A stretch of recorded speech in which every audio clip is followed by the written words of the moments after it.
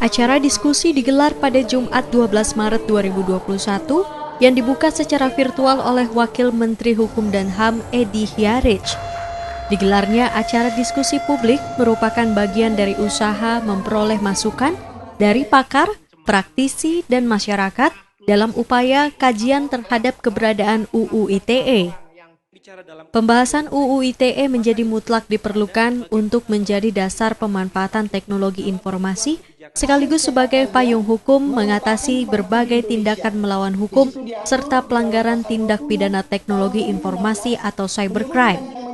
Dikatakan UU ITE harus dapat melindungi berbagai kepentingan hukum, yaitu kepentingan hukum untuk melindungi kebebasan berbicara, menyampaikan pendapat dengan lisan dan tulisan, dan kepentingan hukum untuk melindungi kebebasan berkomunikasi dan memperoleh informasi sebagai hak yang bersifat hak konstitusional. Di masyarakat tidak dapat dipungkiri pasal ini menimbulkan keresahan, terjadi multitafsir, distorsi antara penyampaian kritik dengan pencemaran nama baik atau penghinaan, sehingga terjadi saling lapor di masyarakat. Presiden Joko Widodo saat ini memberikan arahan pada rapat pimpinan TNI Polri di Istana Negara Jakarta 15 Februari 2021 menyatakan, semangat awal Undang-Undang ITE adalah untuk menjaga agar ruang digital Indonesia bersih, sehat, beretika, dan produktif. Kalau implementasinya menimbulkan rasa ketidakadilan, maka undang-undang ini perlu direvisi. Hapus pasal-pasal karet yang multitafsir yang mudah diinterpretasikan secara sepihak. Jimmy Usfunan, dosen hukum tata negara Universitas Udayana, salah satu narasumber dalam acara diskusi publik mencontohkan kepada kasus Baik Nuril dengan akan diadakannya revisi khusus pasal 2728 dan 29 oleh pemerintah, dirinya menyambut baik upaya pemerintah.